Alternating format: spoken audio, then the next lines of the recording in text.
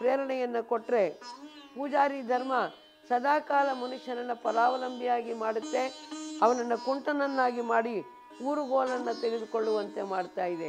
ಇದಕ್ಕೆ ಉದಾಹರಣೆ ವೈದಿಕ ಧರ್ಮ. ಆನಂತರ ಆತ್ಮಾನಂದಕ್ಕಾಗಿ ಆಧ್ಯಾತ್ಮಿಕ ಪಥಕ್ಕೆ ಬಂದವನು ಪ್ರವಾದಿ. ಪ್ರವಾದಿ ಆತ್ಮಾನಂದಕ್ಕಾಗಿ ಆಧ್ಯಾತ್ಮಿಕ ಪಥಕ್ಕೆ ಬಂದವನಾದರೆ ಪೂಜಾರಿ ವೃತ್ತಿ ಸಂಬಳಕ್ಕೋಸ್ಕರ ಬರುವವನು. ಹೀಗಾಗಿ ಅವನದ್ದು ಎಲ್ಲವೂ ಕೂಡ ಲೆಕ್ಕಾಚಾರ ಅನ್ನೋ ಮಾತನ್ನು ನಾವು ನೋಡ್ತಾ ಇದ್ದೇವೆ. ಈ ರೀತಿಯಾಗಿ ಬಸವಣ್ಣನವರು ಕೊಟ್ಟದ್ದು ಪೂಜಾರಿ ಧರ್ಮವಲ್ಲ, ಪ್ರವಾದಿ ಧರ್ಮ ಅನ್ನುವಂಥ ಮಾತನ್ನು ತಿಳಿದುಕೊಂಡಾಗ ನಮಗೆ ಭಾಳ ಹೆಮ್ಮೆ ಅಂತ ಅನ್ನಿಸ್ತಾ ಇದೆ. ಪ್ರವಾದಿ ಧರ್ಮ ಮತ್ತು ಪೂಜಾರಿ ಧರ್ಮ, ಪ್ರಾಫೆಟಿಕ್ ರಿಲಿಜಿಯನ್ ಮತ್ತು ಪ್ರೀಸ್ಟ್ಲಿ ರಿಲಿಜಿಯನ್, ಈ ವ್ಯತ್ಯಾಸಗಳನ್ನು ಕುರಿತು ನಾನು ಹೇಳಿದೆ. ಬಸವಣ್ಣನವರು ಕೊಟ್ಟದ್ದು ಒಂದು ಪ್ರಗತಿಪರ ಧರ್ಮವೇ ವಿನಃ ಪೌರಾಣಿಕ ಧರ್ಮವಲ್ಲ. It is not a mythological religion but it is a progressive religion. ಬಸವಣ್ಣವರು ಕೊಟ್ಟದ್ದು ಪ್ರಗತಿಪರ ಧರ್ಮ, ಪೌರಾಣಿಕ ಧರ್ಮ ಅಲ್ಲ. ಏನಿವೆರಡಕ್ಕೂ ವ್ಯತ್ಯಾಸ ಅಂತಂದರೆ, ಪ್ರಗತಿಪರ ಧರ್ಮ ತತ್ವದ ಆಧಾರದ ಮೇಲೆ, ಅನುಭವದ ಆಧಾರದ ಮೇಲೆ, ವಿಚಾರ ವಿಮರ್ಶೆ ತರ್ಕದ ಆಧಾರದ ಮೇಲೆ ಪ್ರತಿಪಾದನೆಯನ್ನು ಮಾಡಿದರೆ, ಪೌರಾಣಿಕ ಧರ್ಮ ಪುರಾಣದ ಆಧಾರಗಳ ಮೇಲೆ ಪ್ರತಿಪಾದನೆಯನ್ನು ಮಾಡ್ತದೆ. ಇದು ಯಾಕೆ ಆಚರಿಸಬೇಕು ಅಂದರೆ ಪುರಾಣದಲ್ಲಿ ಹೇಳಿದೆ ಅದಕ್ಕಾಗಿ ಆಚರಿಸಬೇಕು ಅನ್ನೋದು ಪೌರಾಣಿಕ ಧರ್ಮ. ಇಲ್ಲ, ನೀನು ಮಾಡುವ ಪ್ರತಿಯೊಂದು ಆಚರಣೆಯನ್ನು ಕೂಡ ವಿಚಾರದ ಹೊರಗಲ್ಲಿಗೆ ಸಿಕ್ಕಿ ನೀನು ಪರಿಶೀಲಿಸಿ ಪರೀಕ್ಷಿಸಿ ನೀನು ಆಚರಣೆಯನ್ನು ಮಾಡು ಅಂತ ಹೇಳುವುದು ಪ್ರಗತಿಪರ ಧರ್ಮ. ನೋಡಿದ್ರ, 21ನೇ ಶತಮಾನಕ್ಕೆ ಬಸವಣ್ಣವರ ಪ್ರಗತಿಪರ ಧರ್ಮ ಎಷ್ಟು ಹೊಂದಿಕೆ ಆಗುತ್ತೆ ಅನ್ನುವಂಥ ಮಾತನ್ನು ನಾವು ತಿಳಿದುಕೊಳ್ಬೋದು. ಪೌರಾಣಿಕ ಧರ್ಮ ಮತೀಯ ದೃಷ್ಟಿಯನ್ನು ನಮ್ಮಲ್ಲಿ ಬೆಳೆಸ್ತಾ ಇದೆ, ಆದರೆ ಪ್ರಗತಿಪರ ಧರ್ಮ ವೈಚಾರಿಕ ದೃಷ್ಟಿಯನ್ನು ಬೆಳೆಸ್ತಾ ಇದೆ. ಮತೀಯ ದೃಷ್ಟಿ ಅಂದರೆ ಏನಪ್ಪ ಅಂದರೆ ಡಾಗ್ಮ್ಯಾಟಿಕ್ ಔಟ್ಲುಕ್, ಅಂದರೆ ತನ್ನ ಮತ ಏನು ಹೇಳುತ್ತೋ ಅದೇ ಸತ್ಯ. ಆದ್ದರಿಂದ ಸತ್ಯದ ಮಾತುಗಳನ್ನು ಯಾರೇ ಹೇಳಿದರೂ ಕೂಡ ನಾನು ಸ್ವೀಕಾರ ಮಾಡೋದಿಲ್ಲ ಅನ್ನುವಂಥ ಹಠ ಇದೆಯಲ್ಲ, ಇದಕ್ಕೆ ಡಾಗ್ಮ್ಯಾಟಿಕ್ ಔಟ್ಲುಕ್ ಅಂತೇಳಿ ಕರೆಯೋದು, ಅದಕ್ಕೆ ಮತದ ದೃಷ್ಟಿ ಅಂತ ಕರೆಯೋದು. ಅದೇ ಪ್ರಗತಿಪರ ಧರ್ಮ ವೈಚಾರಿಕತೆಯನ್ನು ಬೆಳೆಸಿ ಸತ್ಯ ಯಾವುದೇ ದಿಕ್ಕಿನಿಂದ ಬರಲಿ ಅದನ್ನು ನೀನು ಮುಕ್ತ ಮನಸ್ಸಿನಿಂದ ಸ್ವೀಕರಿಸು ಅಂತ ಕಲಿಸ್ತಾ ಇದೆ. ಹೀಗಾಗಿ ಅದರದ್ದು rational approach, rational intellectual approach. ಆಮೇಲೆ ಪ್ರಗತಿಪರ ಧರ್ಮ ಬೌದ್ಧಿಕ ಪ್ರಾಮಾಣಿಕತೆಯನ್ನು ಹೊಂದಿದೆ, ಇಂಟೆಲೆಕ್ಚುಯಲ್ ಹಾನೆಸ್ಟಿ, ಬೌದ್ಧಿಕ ಪ್ರಾಮಾಣಿಕತೆಯನ್ನು ಹೊಂದಿದೆ. ಆದರೆ ಪೌರಾಣಿಕ ಧರ್ಮ ಹಾಗಲ್ಲ, ಧರ್ಮಾಂಧತೆಯನ್ನು ಹೊಂದಿದೆ, ಫೆನೆಟಿಸಿಸಮ್. ಇದಕ್ಕೆ ಧರ್ಮಾಂಧತೆ ಅಂತ ಕರಿತಾ ಇದ್ದಾರೆ. ಯಾಕಂದರೆ ತಾವು ನಂಬಿದ್ದನ್ನೇ ಸತ್ಯ ಅಂತ ಸಾಧಿಸ್ತಾರೆ ಹೊರತು ಸತ್ಯವನ್ನು ನಂಬುವಂಥ ಪ್ರಾಮಾಣಿಕತೆ ಅಲ್ಲಿ ಇರೋದಿಲ್ಲ. ಅದಕ್ಕೆ ಒಂದು ಉದಾಹರಣೆ ಇದೆ. ಏನಪ್ಪ ಅಂದರೆ, ಒಂದು ಸಲ ಹೀಗೆ ಸಕ್ಕರೆದು ಒಂದು ಬೆಟ್ಟ ಇತ್ತು. ಆ ಸಕ್ಕರೆ ಬೆಟ್ಟದಲ್ಲಿ ಒಂದು ಇರುವೆ ಇತ್ತು. ಈ ಸಕ್ಕರೆ ಬೆಟ್ಟದಲ್ಲಿ ಇರುವಂಥ ಇರುವೆ ಬೇವಿನ ವನದಲ್ಲಿ ಇರುವಂತಹ ಮತ್ತೊಂದು ಇರುವೆ ಜೊತೆಗೆ ಬೀಗತನವನ್ನು ಮಾಡ್ತು. ಬೇವಿನ ವನದಲ್ಲಿ ಇರುವಂಥ ಇರುವೆ ಜೊತೆಗೆ ಬೀಗತನ ಮಾಡ್ತು. ಆಮೇಲೆ ಒಂದು ದಿನ ಆಮಂತ್ರಣ ಕೊಡ್ತು, ಹೆಣ್ಣು ಗಂಡು ನೋಡೋದಿತ್ತಲ್ಲ. ಹೀಗಾಗಿ ಬೇವಿನ ವನದಲ್ಲಿ ಇರುವಂಥ ಇರುವೆಗೆ ಆಹ್ವಾನವನ್ನು ಕೊಡ್ತು. ಕೊಟ್ಟು ಹೇಳ್ತು, ನೀನು ನಮ್ಮ ಒಂದು ಪ್ರದೇಶಕ್ಕೆ ಬಾ, ಎಲ್ಲಿ ನೋಡಿದರೂ ಸಕ್ಕರೆ ಸಕ್ಕರೆ ಸಕ್ಕರೆ ಅಂತ ಶ್ರೀಮಂತ ವಾತಾವರಣದಲ್ಲಿ ನಾವೆಲ್ಲ ಇದ್ದೇವೆ, ನೀನು ಅಲ್ಲಿಗೆ ಬಂದು ಸಂತೋಷ ಪಡು ಅಂತ ಹೇಳ್ತು. ಆಗಲಿ ಅಂತೇಳಿ ಈ ಬೇವಿನ ವನದ ಇರುವೆ ಸಕ್ಕರೆ ಪರ್ವತಕ್ಕೆ ಹೋಯಿತು. ಆದರೆ ಎಷ್ಟು ದೂರ ಹೋದರೂ ಕೂಡ ಅದಕ್ಕೆ ಕಹಿ ಕಹಿ ಕಹಿ ಕಹಿಯೇ ಆಗ್ತಾಯಿದೆ. ಎಷ್ಟು ದೂರ ಹೋದರೂ ಕೂಡ ಕಹಿ ಆಗ್ತಾಯಿದೆ. ಅದಂತೂ ಏನವ್ವ ಬೀಗ್ತಿ, ನಿಂದು ಸಕ್ಕರೆ ಬೆಟ್ಟ ಅಂತ ಹೇಳಿದೆ, ಆದರೆ ನೋಡಿದ್ರೆ ಕಹಿ ಕಹಿನೇ ಇದೆಯಲ್ಲ. ಅದಕ್ಕೆ ಆಶ್ಚರ್ಯ ಆಯಿತು ಬೀಗ್ತಿಗೆ. ನೋಡುತ್ತೆ, ತನ್ನ ಬೀಗ್ತಿಯ ಬಾಯಿಯೊಳಗೆ ಇಷ್ಟುದ್ದ ಬೇವಿನ ಕಡ್ಡಿ. ಏನ್ರಿ. ಹಾಗದಂತೂ ನೀನು ಬೇವಿನ ಕಡ್ಡಿಯನ್ನು ಬಾಯಿಯೊಳಗೆ ಇಟ್ಕೊಂಡು ಸಕ್ಕರೆ ರುಚಿಯನ್ನು ನೋಡಿದರೆ ಹೆಂಗವ ಸಕ್ಕರೆ ಗೊತ್ತಾಗಬೇಕು. ಆ ಬೇವಿನ ಕಡ್ಡಿಯನ್ನು ಮೊದಲು ಕಿತ್ತೊಗಿ ನೀನು ಅಂತ ಹೇಳ್ತು ನೋಡಿ. ಅದೇ ರೀತಿ ಕೆಲವರು ಪೂರ್ವಾಗ್ರಹ ಪೀಡಿತ ದೃಷ್ಟಿಕೋನ ಅನ್ನುವಂಥ ಬೇವಿನ ಕಡ್ಡಿಯನ್ನು ಬಾಯಲ್ಲಿ ಇಟ್ಕೊಂಡು ಬಸವಣ್ಣನವರ ವಿಚಾರಗಳನ್ನು ಓದಲಿಕ್ಕೆ ಹೋಗ್ತಾರೆ, ಸತ್ಯದ ವಿಚಾರಗಳನ್ನು ಓದಲಿಕ್ಕೆ ಹೋಗ್ತಾರೆ. ಅವು ಎಷ್ಟು ಹಿಡಿಸೋದಿಲ್ಲ. ಯಾಕಂದರೆ ಅವರಲ್ಲಿ ಮತಾಂಧತೆ ಎನ್ನುವಂಥ ಬೇವಿನ ಕಡ್ಡಿ ಅವ್ರ ಒಳಗಡೆ ತುಂಬ್ಕೊಂಡು ಬಿಟ್ಟಿರುತ್ತೆ ಅನ್ನೋದನ್ನು ನಾವು ನೋಡ್ತೀವಿ. ಹೀಗೆ ಈ ಒಂದು ಪ್ರಗತಿಪರ ಧರ್ಮ ವಿಶಾಲ ದೃಷ್ಟಿಯನ್ನು ಬೆಳೆಸಿದರೆ, ಸತ್ಯವನ್ನು ವಿಶಾಲವಾಗಿ ಸ್ವೀಕಾರ ಮಾಡುವಂಥ ದೃಷ್ಟಿಯನ್ನು ಬೆಳೆಸಿದರೆ, ಈ ಪೌರಾಣಿಕ ಧರ್ಮ ಕೂಪಮಂಡೂಕ ಪ್ರವೃತ್ತಿಯನ್ನು ಬೆಳೆಸ್ತಾ ಇದೆ. ಕೂಪಮಂಡೂಕ ನಿಮಗೆ ಗೊತ್ತಿರ್ಬೋದು. ಕೂಪಮಂಡೂಕ ಅಂದರೆ ಏನ್ರಿ ಅಂದರೆ ಬಾವಿ ಕಪ್ಪೆ ಅಂತ. ಒಂದು ಸಲ ಏನಾಯ್ತಂತೆ, ಸಮುದ್ರದ ಒಂದು ಕಪ್ಪೆ ಹಾಗೆ ಜಿಗಿತಾ ಜಿಗಿತಾ ಜಿಗಿತಾ ಜಿಗಿತಾ ಬಂದು ಒಂದು ಬಾವಿ ಒಳಗೆ ಬಿದ್ದು ಬಿಡ್ತು. ಬಾವಿಯಲ್ಲಿ ಬಿದ್ದು ಚಟ್ಪಡ್ಸೋಕೆ ಶುರುವಾಯಿತು. ಅಯ್ಯೋ, ನಾನು ಸಮುದ್ರದಲ್ಲಿ ಇದ್ದೆ, ಎಷ್ಟು ವಿಶಾಲವಾದ ಸಮುದ್ರದಲ್ಲಿ ಇದ್ದೆ ನಾನು, ಆದರೆ ನಾನು ಈ ಸಣ್ಣ ಬಾವಿ ಒಳಗೆ ಬಂದು ಬಿದ್ದುಬಿಟ್ನಲ್ಲ ಅಂತ. ಆ ಬಾವಿ ಒಳಗೆ ಒಂದು ಕಪ್ಪೆ ಇತ್ತು, ಹುಟ್ಟಿದಾಗಿಂದನೂ ಅಲ್ಲೇ ಇತ್ತು, ಅದಕ್ಕೆ ಹೊರಗಡೆ ಜಗತ್ತೇ ಗೊತ್ತಿಲ್ಲ. ಆಗ ಆ ಕಪ್ಪೆ ಅಂತು, ಬಿಡು ಏನು ನಿನ್ನ ಸಮುದ್ರ ಎಷ್ಟು ದೊಡ್ಡದಿರ್ಬೋದು, ನನ್ನ ಇಷ್ಟ ಇರ್ಬೋದಾ ಅಂತ ತನ್ನ ಕೈಯನ್ನು ಅಗಲ ಮಾಡ್ತು. ಇಷ್ಟಿರ್ಬೋದಾ ಅಂತ ಇನ್ನೂ ಅಗಲ ಮಾಡ್ತೆ. ಹುಚ್ಚಿ, ಸಮುದ್ರ ಭಾಳ ವಿಶಾಲವಾಗಿರುತ್ತೆ, ಹೋಗೋಗು, ಇಷ್ಟಿರ್ಬೋದಾ ಅಂತ ತಿಳ್ಕೊಂಡು ಜೋರಾಗಿ ಕೈಯನ್ನು ಸೆಟಸ್ತು, ಹೊಟ್ಟೆ ಹೊಡೆದು ಸತ್ತೇ ಹೋಯಿತು. ಇದಕ್ಕೇನು ಹೇಳ್ತಾರೆ? ಕೂಪಮಂಡೂಕ, ಬಾವಿಯ ಕಪ್ಪೆ. ಅದಕ್ಕೆ ಬಾವಿಯೇ ದೊಡ್ಡ ಜಗತ್ತು. ಅದಕ್ಕೆ ನದಿ ಆಗಲಿ ಸಮುದ್ರವಾಗಲಿ ಅದರ ಕಲ್ಪನೆ ಕೂಡ ಬರೋದಿಲ್ಲ. ಅದಕ್ಕಾಗಿ ಪೌರಾಣಿಕ ಧರ್ಮ ಕೂಪಮಂಡೂಕ ಪ್ರವೃತ್ತಿಯನ್ನು ಬೆಳೆಸ್ತದೆ, ಪ್ರಗತಿಪರ ಧರ್ಮ ವಿಶಾಲ ದೃಷ್ಟಿಯನ್ನು ಬೆಳೆಸ್ತದೆ. ಪೌರಾಣಿಕ ಧರ್ಮ ಶಬ್ದ ಪ್ರಮಾಣಕ್ಕೆ ಒತ್ತು ಕೊಡುತ್ತೆ. ಪೌರಾಣಿಕ ಧರ್ಮ ಶಬ್ದ ಪ್ರಮಾಣಕ್ಕೆ ಒತ್ತು ಕೊಟ್ಟರೆ, ಪ್ರಗತಿಪರ ಧರ್ಮ ಅನುಭವ ಪ್ರಮಾಣಕ್ಕೆ ಒತ್ತು ಕೊಡುತ್ತೆ. ಈಗ ಉದಾಹರಣೆಗೆ, ಅಸ್ಪೃಶ್ಯನಾದವನಿಗೆ ದೀಕ್ಷೆ ನಿಷಿದ್ಧ, ಧರ್ಮ ಸಂಸ್ಕಾರ ನಿಷಿದ್ಧ ಅಂಥೇಳಿ ವೇದಗಳು, ಆಗಮಗಳು, ಸ್ಮೃತಿಗಳು, ಶ್ರುತಿಗಳು ಹೇಳಿದವು. ಆದರೆ ಅನುಭವ ಪ್ರಮಾಣದಿಂದ ನೋಡಿದಾಗ ಶಿವನು ಮಾದಾರ ಚೆನ್ನಯ್ಯನ ಮನೆಯಲ್ಲಿ ಊಟ ಮಾಡ್ದ ಅಂದಾಗ ಯಾವುದು ಸತ್ಯ? ಅದಕ್ಕಾಗೆ ಒಂದು ಕಡೆ ಸರ್ವಜ್ಞ ಹೇಳ್ತಾನೆ, ವೇದವನ್ನು ಹಿರಿದೆಂದು ವಾದವನ್ನು ಮಾಡುವಿರಿ, ವೇದವನ್ನು ಹಿರಿದೆಂದು ವಾದವನ್ನು ಮಾಡುವಿರಿ, ಅನುಭವಿಯ ವೇದವೇ ವೇದ ಸರ್ವಜ್ಞ. ಏನ್ರಿ, ಇಲ್ಲಿ ಅನುಭವ ಅನ್ನೋದೇನಿರುತ್ತಲ್ಲ, ಅದು ಗಾದೆ ಸುಳ್ಳಾದರೂ ಕೂಡ, ವೇದ ಸುಳ್ಳಾದರೂ ಕೂಡ ಗಾದೆ ಸುಳ್ಳಾಗಲ್ಲ ಅಂತಾರಲ್ಲ, ಹಾಗೆ ಅನುಭವ ಅನ್ನೋದು ಭಾಳ ಶ್ರೇಷ್ಠವಾದದ್ದು. ಅದಕ್ಕಾಗಿ ಪೌರಾಣಿಕ ಧರ್ಮ ಶಬ್ದ ಪ್ರಮಾಣಕ್ಕೆ ಅಂಟಿಕೊಳ್ಳುತ್ತೆ. ಪುಸ್ತಕದಲ್ಲಿ ಏನಿರುತ್ತಲ್ಲ ಅದನ್ನೇ ಸತ್ಯ ಅಂತ ದೃಢವಾಗಿ ನಂಬುತ್ತೆ. ಆದರೆ ಪ್ರಗತಿಪರ ಧರ್ಮ ಹಾಗಲ್ಲ, ತನ್ನ ಅನುಭವಕ್ಕೆ ಯಾವುದು ಸರಿ ಕಾಣುತ್ತೋ ಅದನ್ನು ಮಾತ್ರ ಸ್ವೀಕಾರ ಮಾಡುತ್ತೆ. ಪೌರಾಣಿಕ ಧರ್ಮ ಅರ್ಥವಿಲ್ಲದೆ ಇರುವಂಥ ಪರಂಪರೆಯನ್ನೇ ಅದು ಸೃಷ್ಟಿ ಮಾಡ್ತಾ ಹೋಗ್ತದೆ. ಒಂದು ಮೂಢ ಭಕ್ತರ ಪರಂಪರೆಯನ್ನೇ ಸೃಷ್ಟಿ ಮಾಡ್ತಾ ಹೋಗ್ತದೆ. ಆದರೆ ಪ್ರಗತಿಪರ ಧರ್ಮ ಅರ್ಥಪೂರ್ಣ ಆಚರಣೆಗಳನ್ನೇ ಕಲಿಸ್ತಾ ಹೋಗ್ತಾ ಇದೆ. ಪೌರಾಣಿಕ ಧರ್ಮಕ್ಕೆ ಪುರಾಣಗಳೇ ಆಧಾರ, ಆದರೆ ಪ್ರಗತಿಪರ ಧರ್ಮಕ್ಕೆ ತತ್ವವೇ ಆಧಾರ. ಪೌರಾಣಿಕ ಧರ್ಮ ವಿಧಿವಾದವನ್ನು ಹೇಳ್ತಾ ಇದೆ. ವಿಧಿವಾದ ಅಂದರೆ ಫೆಟಾಲಿಸಮ್. ಅಯ್ಯೋ, ಎಲ್ಲ ನನ್ನ ಹಣೆ ಬರಹ, ಎಲ್ಲ ನನ್ನ ಹಣೆ ಬರಹ, ಹಣೆ ಬರಹದಲ್ಲಿ ಏನಿರುತ್ತೋ ಹಂಗಾಗ್ತಾ ಇರುತ್ತೆ.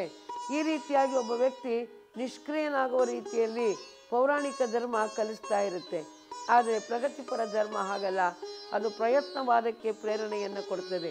ಪ್ರಗತಿಪರ ಧರ್ಮ ಪ್ರಯತ್ನವಾದ, ನೀನು ಪ್ರಯತ್ನವನ್ನು ಮಾಡಿ ಜೀವನದಲ್ಲಿ ಸಾಧಿಸಲಿಕ್ಕೆ ಸಾಧ್ಯ ಇದೆ. ಹೇಗೆ ಅಂದರೆ, ಒಂದು ನದಿ ಹರಿತಾ ಇರುತ್ತೆ, ಆ ನದಿಯ ಪ್ರವಾಹದ ಒತ್ತಡವನ್ನು ಅನುಸರಿಸಿಕೊಂಡು ಒಬ್ಬ ನಾವಿಕ ಹುಟ್ಟು ಹಾಕ್ತಾನೆ, ಒಬ್ಬ ಅಂಬಿಗ ದೋಣಿಯನ್ನು ನಡೆಸ್ತಾನೆ. ಈಜಾಡುವವನು ಆ ರೀತಿಯ ಒಂದು ನೀರಿನ ಒತ್ತಡವನ್ನು ನೋಡಿಕೊಂಡೇ ಈಜಾಡುವಂಥ ಕಲೆಯನ್ನು ರೂಢಿಸ್ಕೊಂಡಿರ್ತಾನೆ. ವಿರುದ್ಧ ದಿಕ್ಕಿಗೆ ಹೋದರೂ ಕೂಡ ಪ್ರಯೋಜನ ಆಗಲ್ಲ. ಇದು ನದಿ ಹರಿತಾ ಇರುತ್ತಲ್ಲ, ಆ ಒತ್ತಡಕ್ಕೆ ವಿರುದ್ಧವಾಗಿ ಹೋದರೂ ಕೂಡ ಪ್ರಯೋಜನ ಏನೂ ಆಗೋದಿಲ್ಲ. ಇನ್ನು ಅದರ ಗುಂಟ ಹೋಗಿಬಿಟ್ರೆ ಹೋಗಿ ಎಲ್ಲರೂ ತಗ್ಗಿಗೆ ಬೀಳಬೇಕಾಗತ್ತೆ. ಹೇಗೆ ಅದರ ಒತ್ತಡವನ್ನು ಅನುಸರಿಸಿಕೊಂಡು ಒಬ್ಬ ಜಾಣ ದೋಣಿಯನ್ನು ನಡೆಸ್ಕೊಂಡು ಹೋಗ್ತಾ ಇದ್ದಾನೋ, ಅದೇ ರೀತಿಯಲ್ಲಿ ನಾವು ಕೂಡ ಪುರುಷ ಪ್ರಯತ್ನವನ್ನೇ ನಂಬಿ ಹಾಳಾಗಬಾರದು, ವಿಧಿವಾದವನ್ನು ನಂಬಿಯೂ ಹಾಳಾಗಬಾರದು. ಪರಮಾತ್ಮನ ಅನುಗ್ರಹದ ಒತ್ತಡವನ್ನು ಸಹಾಯಕ್ಕೆ ತೆಗೆದುಕೊಂಡು ನಮ್ಮ ಜೀವನದ ದೋಣಿಯನ್ನು ಮುನ್ನಡೆಸ್ತಾ ಹೋಗಬೇಕು. ಅದಕ್ಕಾಗಿ ಪ್ರಯತ್ನವಾದಕ್ಕೆ ಪ್ರಗತಿಪರ ಧರ್ಮ ಬೆಲೆಯನ್ನು ಕೊಡ್ತಾ ಇದೆ, ವಿಧಿವಾದಕ್ಕೆ ಪೌರಾಣಿಕ ಧರ್ಮ ಬೆಲೆಯನ್ನು ಕೊಡುತ್ತೆ. ಪ್ರಗತಿಪರ ಧರ್ಮ ಜ್ಞಾನ ಪ್ರಧಾನವಾಗಿದ್ದರೆ ಪೌರಾಣಿಕ ಧರ್ಮ ಕರ್ಮ ಪ್ರಧಾನವಾಗಿ ಇರ್ತಾ ಇದೆ. ಅದೇ ರೀತಿಯಲ್ಲಿ ಆತ್ಮವಿಕಾಸದ ಕಡೆಗೆ ಪ್ರಗತಿಪರ ಧರ್ಮ ಹೆಚ್ಚಿನ ಸ್ಥಾನವನ್ನು ಕೊಡುತ್ತೆ. ಆತ್ಮವಿಕಾಸ, ಯಾಕಂದರೆ ಅಂತರಂಗ ವಿಕಾಸವಾಗೋದು ಭಾಳ ಮುಖ್ಯ, ಹೊರಗಡೆಯ ಆಚರಣೆಗಳು ಅಷ್ಟು ಮುಖ್ಯವಲ್ಲ ಅನ್ನುವಂಥ ಮಾತನ್ನು ಪ್ರಗತಿಪರ ಧರ್ಮ ಹೇಳುತ್ತೆ. ಇದು ಸ್ಪಿರಿಚುಯಾಲಿಸಮ್, ಏನು ಆತ್ಮದ ವಿಕಾಸದ ಕಡೆಗೆ ಗಮನವನ್ನು ಕೊಡುತ್ತೆ ಸ್ಪಿರಿಚುಯಾಲಿಸಮ್. ಪೌರಾಣಿಕ ಧರ್ಮ ಬರೀ ರಿಚುಯಾಲಿಸಮ್, ಬರೀ ಕರ್ಮಠ ಆಚರಣೆಗಳಿಗೆ ಮಹತ್ವವನ್ನು ಕೊಡ್ತಾ ಇದೆ. ಪ್ರಗತಿಪರ ಧರ್ಮ ಆತ್ಮವಿಶ್ವಾಸದ ಮೇಲೆ ಸಮಾಜವನ್ನು ಕಟ್ಟಿದರೆ ಪೌರಾಣಿಕ ಧರ್ಮ ಭೀತಿಯ ಮೇಲೆ ಸಮಾಜವನ್ನು ಕಟ್ಟುತ್ತೆ. ನಿಮಗೆ ಇದೆಲ್ಲವನ್ನು ಕೂಡ ವೈದಿಕ ಧರ್ಮದಲ್ಲಿ ಇವತ್ತು ಕಾಣ್ತಾ ಇದ್ದೇವೆ ನಾವು. ನೀವು ದಿನ ಬೆಳಗ್ಗೆ ಎದ್ದರೆ ನೋಡ್ತೀರಿ, ಟಿ ವಿಗಳಲ್ಲಿ ಬರೀ ಜ್ಯೋತಿಷ್ಯದ ಬಗ್ಗೆ ಹೇಳ್ತಾರೆ. ಜ್ಯೋತಿಷ್ಯದ ಬಗ್ಗೆ ಹೇಳಿ ಹೇಳಿ ಹೇಳಿ ಮನುಷ್ಯನನ್ನು ಒಂದು ಭ್ರಾಂತಿಗೆ ಒಳಪಡಿಸ್ತಾ ಇದ್ದಾರೆ ಏನ್ರಿ. ಆಮೇಲೆ ಹಲ್ಲಿ ಶಕನ, ಹಲ್ಲಿ ಲೊಚಲೊಚ ಅಂತಂತು, ಎಷ್ಟು ಸಲ ಲೊಚಲೊಚ ಅಂತು. ಹಲ್ಲಿ ಬಿತ್ತು, ಎಡಗಡೆಯಿಂದ ಬಿತ್ತೋ ಬಲಗಡೆಯಿಂದ ಬಿತ್ತೋ. ಬೆಕ್ಕು ಅಡ್ಡ ಬಂತು, ಒಂದೇ ಎರಡೇ. ಇಂಥ ಮೂಢನಂಬಿಕೆಗಳು ವಿಪರೀತ ಅಂದರೆ ವಿಪರೀತ, ಹೇರಳವಾದ ಮೂಢನಂಬಿಕೆಗಳಿಂದ ಭಾರತೀಯ ಹಿಂದುವಿನ ಮನಸ್ಸು ಜರ್ಜರಿತವಾಗಿದೆ ಅಂತ ಹೇಳ್ಬೋದು. ಅವರಿಗೆ ಈ ಭೀತಿಯ ಒಂದು ಕೂಪದಿಂದ ಹೊರಬರಲಿಕ್ಕೆ ಆಗ್ತಾನೇ ಇಲ್ಲ, ಅಷ್ಟು ದುರ್ಬಲವಾದ ಮನಸ್ಸನ್ನು ಹಿಂದೂಗಳಲ್ಲಿ ಸೃಷ್ಟಿಯನ್ನು ಮಾಡಲಾಗಿದೆ ಈ ಪೌರಾಣಿಕ ಧರ್ಮ ಅನ್ನುವಂಥದ್ದು. ಹೀಗೆ ಭೀತಿಯ ತಳಹದಿಯ ಮೇಲೆ ಪೌರಾಣಿಕ ಧರ್ಮ ಮನುಷ್ಯನನ್ನು ಅವನ ಜೀವನವನ್ನು ಬೆಳೆಸಿದರೆ, ಪೌರಾಣಿಕ ಪ್ರಗತಿಪರ ಧರ್ಮ ಆತ್ಮವಿಶ್ವಾಸದ ತಳಹದಿಯ ಮೇಲೆ ಸಮಾಜವನ್ನು ಕಟ್ಟಬೇಕು, ವ್ಯಕ್ತಿಯ ಜೀವನವನ್ನು ಕಟ್ಟಬೇಕು ಅಂತೇಳಿ ಕಲಿಸ್ತಾ ಇದೆ. ಹೀಗೆ ಒಂದು ಮಾತಿದೆ, ಭಾಳ ಚೆನ್ನಾಗಿದೆ. ಸಂಗೀತವು ನಾದಯೋಗಿಗಳಲ್ಲಿ ಹುಟ್ಟಿ ಗಾಯಕರಲ್ಲಿ ಬೆಳೆಯುತ್ತೆ, ಕೊರವರಲ್ಲಿ ಸಾಯುತ್ತೆ. ಹಾಡು ಹಾದಿ ಬೀದಿಯಲ್ಲಿ ಕಿರಿಚಾಡುವಂಥ ಕೊರವರಿಂದ ಅದು ಸಾಯುತ್ತೆ. ಅದೇ ರೀತಿ ನೃತ್ಯವು ನಾಟ್ಯಾಚಾರನಲ್ಲಿ ಹುಟ್ಟುತ್ತೆ, ನೃತ್ಯಗಾರರಲ್ಲಿ ಬೆಳೀತದೆ, ಕ್ಯಾಬರೆಯವರಲ್ಲಿ ಬಂದು ನೃತ್ಯ ವಿದ್ಯೆ ಎನ್ನುವಂಥದ್ದು ಸತ್ತು ಹೋಗ್ತಾ ಇದೆ. ಅದೇ ರೀತಿಯಲ್ಲಿ ಧರ್ಮವು ಅನುಭವಿಗಳಲ್ಲಿ ಹುಟ್ಟುತ್ತೆ, ಅನುಭವಿಗಳು ಋಷಿಗಳು ದಾರ್ಶನಿಕರಲ್ಲಿ ಹುಟ್ಟುತ್ತೆ, ತತ್ವಜ್ಞಾನಿಗಳಿಂದ ಅದು ಬೆಳೀತಾ ಇದೆ. ಆಮೇಲೆ ಬಂದು ಡಾಂಬಿಕರಲ್ಲಿ ಮೂಢರಲ್ಲಿ ಧರ್ಮ ಸಂಪೂರ್ಣವಾಗಿ ಸಾಯ್ತಾ ಇದೆ. ಆ ಕಾರಣಕ್ಕಾಗಿ ನಾವು ಎಂಥ ಆಚರಣೆಗಳನ್ನು ಅಳವಡಿಸ್ಕೊಳ್ಬೇಕಪ್ಪ ಅಂದರೆ, ಈಗ ಒಂದು ಗಿಡ ಇರುತ್ತೆ, ಆ ಗಿಡಕ್ಕೆ ಕೆಲವು ಸುಂದರವಾದ ಬಳ್ಳಿಗಳು ಹಬ್ಬುತ್ತವೆ. ಹಬ್ಬಿ ಹೂವನ್ನು ಬಿಟ್ಟಾಗ ಆ ಗಿಡ ಭಾಳ ಸುಂದರವಾಗಿ ಕಾಣುತ್ತೆ. ಅವು ಬಳ್ಳಿಗಳು ಗಿಡದ ಸೌಂದರ್ಯವನ್ನು ಹೆಚ್ಚಿಸ್ತವೆ. ಇನ್ನು ಕೆಲವು ಬಳ್ಳಿಗಳೇನು ಮಾಡ್ತವೆ ಅಂದರೆ ಆ ಗಿಡವನ್ನು ಮಾರಣಾಂತಿಕವಾಗಿ ಕೊರೆದು ಬಿಡ್ತವೆ ಏನ್ರಿ. ಒಳ್ಳೆ ಹಗ್ಗ ಹಾಕಿ ಕೊರೆದಂತೆ ಮಾರಣಾಂತಿಕವಾಗಿ ಕೊರೆದು ಆ ಗಿಡನೇ ಸತ್ತೋಗಂಗೆ ಮಾಡ್ತವೆ. ಅದೇ ರೀತಿ ಧರ್ಮದಲ್ಲಿ ಕೂಡ ಎರಡು ಆಚರಣೆಗಳು, ಕೆಲವು ಆಚರಣೆಗಳು ಧರ್ಮಕ್ಕೆ ಗೌರವವನ್ನು ಶೋಭೆಯನ್ನು ತಂದು ಕೊಡ್ತಾ ಇದ್ದಾವೆ, ಮತ್ತು ಕೆಲವು ಆಚರಣೆಗಳು ಧರ್ಮದ ರೂಪವನ್ನೇ ಕುರೂಪಗೊಳಿಸಿ ಧರ್ಮದ ಬಗ್ಗೆ ಜಿಗುಪ್ಸೆ ಹುಟ್ಟುವಂತೆ ಮಾಡ್ತಾ ಇವೆ. ಅದಕ್ಕಾಗಿ ಆ ರೀತಿ ಧರ್ಮದ ಬಗ್ಗೆ ಜಿಗುಪ್ಸೆ ಹುಟ್ಟುವಂಥವು ಯಾವಪ್ಪ ಅಂದರೆ ಮೂಢಾಚರಣೆಗಳು, ಡಾಂಬಿಕಾಚರಣೆಗಳು, ಕೃತಕ ಆಚರಣೆಗಳು, ಇವುಗಳು ಅನ್ನೋದನ್ನು ತಿಳಿದುಕೊಂಡು ಮುಂದುವರಿಯೋಣ. ಈ ಮೂಢ ಜಗತ್ತಿನಲ್ಲಿ ಇನ್ನೊಂದು ಪ್ರಕ್ರಿಯೆ ಇದೆ, ಅದು ಅಂದರೆ ದೇವರು ಮೈಮೇಲೆ ಬರೋದು ಅಂತ. ದೇವರು ಮೈಮೇಲೆ ಬರುತ್ತೆ. ಕೆಲವರು ಹನುಮಂತ ಮೈಮೇಲೆ ಬರ್ತಾನೆ, ಶನಿ ದೇವರು ಮೈಮೇಲೆ ಬರ್ತಾನೆ, ತಿರುಪತಿ ವೆಂಕಟರಮಣ ಮೈಮೇಲೆ ಬರ್ತಾನೆ ಅಂಥೇಳಿ ಕೆಲವರು ನಾಟಕ ಆಡ್ತಾ ಇರ್ತಾರೆ ಏನ್ರಿ. ದೇವರು ಮೈಮೇಲೆ ಬರೋದು ಅಂದರೆ ಅಷ್ಟು ಹುಡುಗಾಟದ ಮಾತಾ. ಜ್ಞಾನಿಗಳು, ಸಾಧಕರು, ಅನುಭವಿಗಳು ಎಷ್ಟೆಷ್ಟು ಕಷ್ಟಪಡ್ತಾ ಇರ್ತಾರೆ, ಎಷ್ಟೆಷ್ಟೊಂದು ಸಾಧನೆಯನ್ನು ಮಾಡ್ತಾ ಇರ್ತಾರೆ. ಅವರಿಗೆಲ್ಲ ಅಷ್ಟು ಸುಲಭವಾಗಿ ದೇವರು ಒಲಿದೇ ಇರೋದು ಇವರಿಗೆಲ್ಲ ಇಷ್ಟು ಬೇಗ ಒಲಿತಾ ಇರುತ್ತಾ? ಯಾಕೆ ಅಂದರೆ ಈ ಮೂಢ ಜನ, ಇದನ್ನು ನಂಬುವಂಥ ಮೂಢ ಜನ ಇರ್ತಾರೆ ಅಂತ ತಿಳ್ಕೊಂಡು ಇಂಥ ಜನನೂ ಕೂಡ ಹುಟ್ಕೊಳ್ತಾ ಇರ್ತಾರೆ. ನಮ್ಮ ದೇಶದಲ್ಲಿ ಇಂಥವ್ರು ಭಾಳ. ಇವರು ಮುಗ್ಧ ಜನಗಳನ್ನು ಭಾಳಷ್ಟು ಮೋಸಕ್ಕೆ ಒಳಪಡಿಸ್ತಾ ಇರ್ತಾರೆ. ಕೆಲವ್ರು ಏನು ಮಾಡ್ತಾರೆ, ನೀವು ಬಂಗಾರದ ಒಡವೆಗಳನ್ನೆಲ್ಲ ಹಾಕಿ ಒಂದು ತಂಬಿಗೆಯಲ್ಲಿ ಇಟ್ಟು ಪೂಜೆ ಮಾಡೋಣ, 15 ದಿವಸದಲ್ಲಿ ಇವು ಡಬ್ಬಲ್ ಆಗ್ತವೆ ಅಂತ. ನೋಡಿ ಎಂಥ ಮೂರ್ಖರು, ಹೆಂಗೆ ಸಾಧ್ಯ? ಎಷ್ಟೊಂದು ಬೆಲೆ ಬಾಳುವಂಥ ಬಂಗಾರವನ್ನು ಡಬ್ಬಲ್ ಮಾಡ್ಕೊಡೋಕ್ಕೆ ಸಾಧ್ಯನಾ? ನಂಬುತ್ತಾರೆ. ನಂಬಿ ಎಲ್ಲ ಬಂಗಾರವನ್ನು ಕೂಡ ಆ ಟಕ್ಕನ ಕೈಯಲ್ಲಿ ಕೊಟ್ಟು ಕಳ್ಕೊಳ್ತಾ ಇರ್ತಾರೆ. ಹೀಗೆ ಕೆಲವರು ದೇವ್ರ ಮೈ ಮೇಲೆ ಬರ್ತಾನೆ ಅಂತ ತಿಳ್ಕೊಂಡು ಮೋಸ ಮಾಡ್ತಾ ಇರ್ತಾರೆ. ಒಂದು ಸಲ ಏನಾಯಿತು, ಹಿಂಗೆ ಒಂದು ಊರೊಳಗೆ ಒಬ್ಬ ಹೆಣ್ಮಗಳು ನನಗೆ ದೇವಿ ಮೈ ಮೇಲೆ ಬರ್ತಾಳೆ, ದೇವಿ ಮೈ ಮೇಲೆ ಬರ್ತಾಳೆ ಅಂತ ತಿಳ್ಕೊಂಡು ಆರ್ಭಟದಿಂದ ಏನೇನೋ ಹೇಳಿಕೆಗಳನ್ನು ಹೇಳ್ತಾ ಇದ್ಲು. ಇದು ಭಾಳಷ್ಟು ನಡೀತಾ ಇತ್ತು. ಒಂದು ದಿನ ಕಾಡಿನಲ್ಲಿ ಒಬ್ಬಗೆ ಬೇಟೆಗಾರ ಇದ್ದ. ಆ ಬೇಟೆಗಾರನ ಹತ್ರ ಒಂದು ಹುಡುಗ ಬಂದು ಅವನು ಏನೋ ಒಂದು ಗುಟ್ಟಾಗಿ ಆ ಬೇಟೆಗಾರನಲ್ಲಿ ಕೇಳಿ ವಿನಂತಿಯನ್ನು ಮಾಡಿಕೊಂಡ. ಆಗಲಿ ಅಂತ ತಿಳ್ಕೊಂಡು ಬೇಟೆಗಾರ ಒಂದು ದಿವಸ ದೇವಿಯ ದರ್ಶನವನ್ನು ಪಡೆಯೋ ರೀತಿಯಲ್ಲಿ ಬಂದ. ದೇವಿ ಮೈ ಮೇಲೆ ಬಂದು ಬೇಟೆಗಾರನಿಗೆ ಏನೇನೋ ಹೇಳಿಕೆಗಳನ್ನು ಕೊಟ್ಟಳು. ಕಡೆಗೆ ಬೇಟೆಗಾರ ಹೇಳ್ದ, ಅಮ್ಮ ತಾಯಿ ದೇವಿ, ನೀನು ಹೇಳ್ತಿರೋದೆಲ್ಲ ಸತ್ಯ ಕಣಮ್ಮ, ನಿನಗೆ ನಾನು ನಮಸ್ಕಾರ ಹಾಕ್ತಾ ಇದ್ದೀನಿ. ಮತ್ತು ನೀನು ಇಂಥ ಒಂದು ಮಹಿಮಾನ್ವಿತ ಆದ ಕಾರಣ ನಾನೊಂದು ಕಾಣಿಕೆಯನ್ನು ಕೊಡಬೇಕು ಅಂತೇಳಿ ಬಯಸಿದ್ದೇನೆ. ಆಗಲಿ ಅವಳಿಗೆ ಭಾಳ ಖುಷಿಯಾಗೋಯ್ತು. ಏನು ಕಾಣಿಕೆಯನ್ನು ಕೊಡ್ತಾಳೋ, ಏನು ಕಾಣಿಕೆಯನ್ನು ಕೊಡ್ತೀಯಪ್ಪ ನನಗೆ ಅಂತ ಕೇಳಿದ್ಲು. ನೋಡಮ್ಮ, ದುಡ್ಡು ಕಾಸು ಸೀರೆ ಒಡವೆ ಎಲ್ಲ ಜನ ತಂದು ಕೊಡ್ತಾರೆ, ಅದೇನು ದೊಡ್ಡ ಮಾತಲ್ಲ. ಆದರೆ ನಾನು ಕೊಡೋದೇನು ಅಂದರೆ, ಇದೇ ಈಗ ಕೆಲವೇ ದಿನಗಳ ಹಿಂದೆ ನಾನೊಂದು ಹುಲಿಯನ್ನು ಹಿಡಿದಿಟ್ಟಿದ್ದೀನಿ ಒಂದು ಬೋನ್ನಲ್ಲಿ. ಅದಕ್ಕಾಗಿ ನೀನು ದೇವಿ, ನೀನು ಸಿಂಹವಾಹಿನಿ, ನೀನು ವ್ಯಾಘ್ರವಾಹಿನಿ.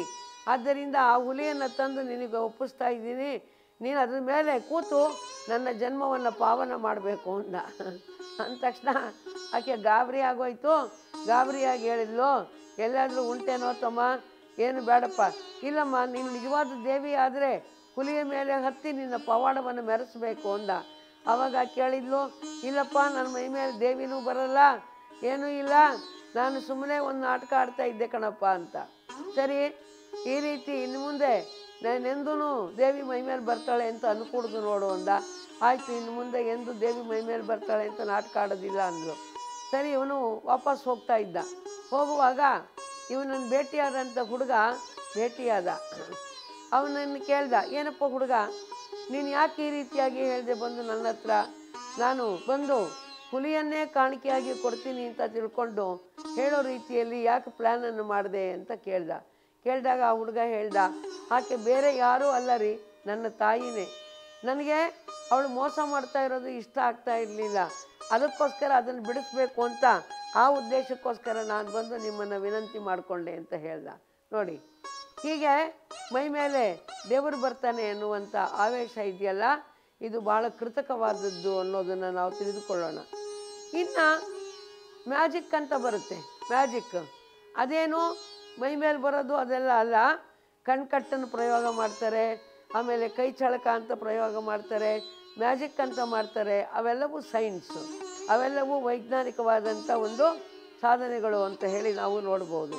ಹೀಗೆ ಬಸವಣ್ಣನವರು ಒಂದು ಪ್ರಗತಿಪರ ಧರ್ಮವನ್ನು ಕೊಟ್ಟು ಸಮಾಜವನ್ನು ಮೇಲೆ ಕೆತ್ತಬೇಕು ಅನ್ನುವಂಥ ಪ್ರಯತ್ನವನ್ನು ಮಾಡ್ತಾ ಇದ್ದಾರೆ. ಮಾನವರಲ್ಲಿ ಇದ್ದಂಥ ಮೇಲು ಕೀಳನ್ನು ತೊಡೆದು ಹಾಕಿದ್ದು ಮಾತ್ರವಲ್ಲ, ಸಮಯದಲ್ಲಿ ಸ್ಪೃಶ್ಯತೆ ಇತ್ತು. ಏನು, ಮಾನವರಲ್ಲಿ ಮೇಲು ಕೀಳು, ಶ್ರೇಷ್ಠ ಕನಿಷ್ಠ ಅನ್ನುವಂಥ ಭೇದ ಇತ್ತಲ್ಲ, ಇದಿಷ್ಟೇ ಅಲ್ಲ, ಸಮಯದಲ್ಲಿ ಸ್ಪೃಶ್ಯತೆ ಇತ್ತು. ಇಂಥ ಈಗ ರಾಹುಕಾಲ, ಗುಳಿಕ ಕಾಲ, ಯಮಗಂಡಕ ಕಾಲ, ಈ ರೀತಿಯಾಗಿ ಕಾಲವನ್ನು ವಿಂಗಡಣೆ ಮಾಡಿ ಈ ರಾಹುಕಾಲದಲ್ಲಿ ಶುಭ ಕಾರ್ಯವನ್ನು ಮಾಡಬಾರದು, ಏನನ್ನು ಪ್ರಾರಂಭ ಮಾಡಬಾರದು. ಆಮೇಲೆ ಯಮಗಂಡಕ ಕಾಲ ಜೀವಕ್ಕೇನೆ ಭಾಳ ಅಪಾಯ. ಆಮೇಲೆ ಗುಳಿಕ ಕಾಲದಲ್ಲಿಯೇ ಎಲ್ಲ ಕೆಲಸಗಳನ್ನು ಮಾಡಬೇಕು.